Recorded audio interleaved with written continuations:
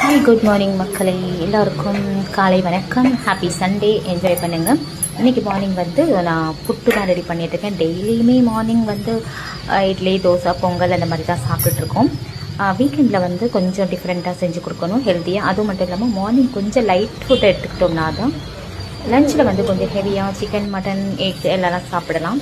So அதனால் வந்து எல்லாருமே தூங்கி இப்போ தான் எழுந்து டீ காஃபியெல்லாம் குடிச்சிட்டு உட்காந்துருக்காங்க. ஸோ இந்த டைமில் ஒரு லைட்டாக இந்த மாதிரி ஒரு புட்டு, இந்த புட்டு மேக்கர் பாருங்களேன் எவ்வளோ சூப்பராக இருக்குதுன்னு.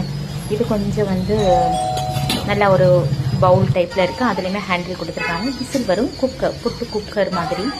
ஸோ செம்பா புட்டு தான் நான் பண்ணிகிட்ருக்கேன். ரொம்ப ஹெல்த்தியும் கூட.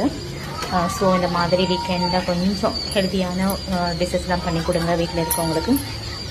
மற்ற 6 நாளும் வந்து அவசரமாக ஓடுறதுக்காக நம்ம இட்லி, தோசை தான் சிம்பிளாக பண்ண முடியும் அப்படின்றதுனால நம்ம அதை பண்ணுறோம். வீக்கெண்டில் வந்து இந்த மாதிரி கொஞ்சம்